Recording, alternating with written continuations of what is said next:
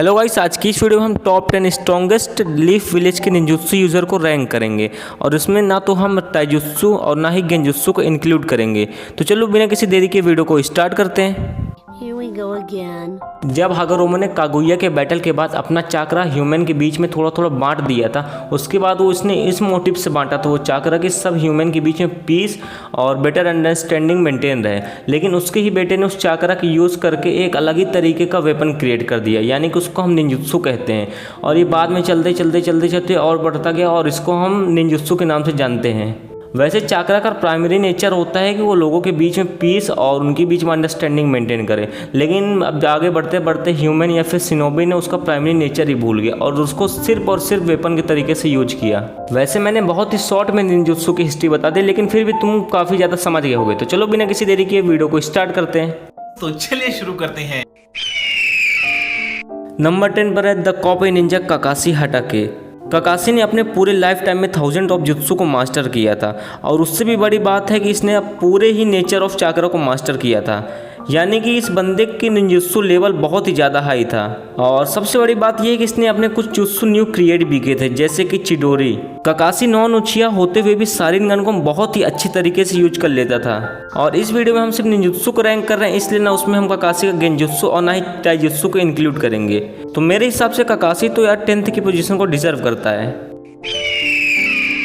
और नंबर 9 पर है none other than Itachi Uchiha. Itachi को इसलिए मैंने काकाशी से ऊपर रखा है क्योंकि इताची के पास मांगेक्यू शारिंगन थी। हाँ, हम इसमें गेंजुत्सु को इंक्लूड नहीं कर रहे हैं, लेकिन मांगेक्यू शारिंगन के पास कुछ या निंजुत्सु एबिलिटी भी रहती है, जैसे कि अमातरासु और सुसनो बनाने की एबिलिटी, ये भी भाई निंजुत्सु में गिना जाएगा। तो इसीलिए मैंने इताची को काकाशी से ऊपर रखा है। अच्छा, हम सबको पता है कि इताची फायर स्टाइल को यूज करता था, लेकिन तुम लोग को ये नहीं पता होगा कि इताची ने वाटर स्टाइल को भी मास्टर किया था, यानी कि वो फायर और वाटर स्टाइल दोनों यूज कर सकता था, लेकिन बहुत ही रेयर केस में वाटर स्टाइल यूज करता था। लिस्ट में आगे जाने से पहले मैं तुम लोगों को कुछ इंपॉर्टेंट चीज़ बता दूं, जैसे कि जो सेंजुत्सु होता है ना, वो निंजुत्सु और सेज चाकरा दोनों का मिक्सअप होता है, यानी कि हम लोग उसको निंजुत्सु का ही एक अपग्रेड फॉर्म कह सकते हैं। तो इस लिस्ट में जो आने वाले कैरेक्टर्स हैं उनके पास सेंजुत्सु भी, इसलिए मैंने सोचा कि तुमको पहले से बता दूँ। नंबर 8 पर है जिराया। जिराया के पास टोड सेज और बहुत ही ज़्यादा काउंटलेस सेंजुत्सु है। उसके पास दोनों एल्डर टोड को समन करने की पावर है और उसका समनिंग जुत्सु बहुत ही ज़्यादा पावरफुल है। उसकी जैसे समनिंग जुत्सु पूरे नारुतो वर्स में किसी के पास नहीं है। और जिराया फायर स्टाइल, अर्थ स्टाइल और वाटर स्टाइल तीनों को पोजेस करता है और इसके पास बहुत ही ज़्यादा वेराइटीज़ के जुत्सु है। जिराया अपनी बॉडी को मेल्ट कर सकता है, वो अपनी बॉडी को एक अलग ही फॉर्म में ला सकता है। वो बहुत ही ज़्यादा एक तरह से स्पाई टाइप का निंजा है और इन्हीं सब निंजुत्सु की वजह से मैंने उसको टॉप 8 में रखा हुआ है। तो नंबर 7 पर है मिनाटो नामिकाजे।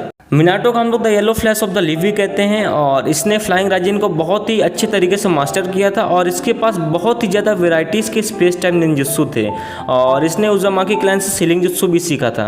और इसने टेल बिस्ट बॉम्ब से इंस्पायर होकर रासेनगन को बनाया था, जो कि आगे चल के नारुतो का one of the classical and iconical jutsu बना। तो मिनाटो भी इस पोजीशन को क्या डिजर्व करता है।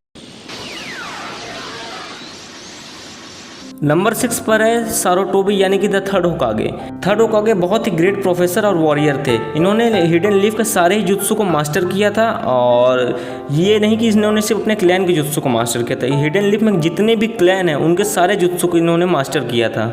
और ये उन निंजा में से एक है जो कि 5 एलिमेंट को मास्टर किए थे, यानी काकाशी और हिरोजिन, इन सब ने 5 एलिमेंट को मास्टर किए थे। ये इस लिस्ट में हिरोजिन भी आता है और हिरोजिन का समनिंग एनिमल भी बहुत ही ज़्यादा पावरफुल है, यानी कि वो एक खुद एक किंग है जिसको ये समन करता है। तो समझ जाओ कि इसका समनिंग पावर कितना ज़्यादा हार्ड है, यानी कि तुम सारुटोबी के समनिंग जुत्सु का अंदाज़ा तुम इसी बात से लगा सकते हो कि वो एक खुद एक किंग को समन करता है।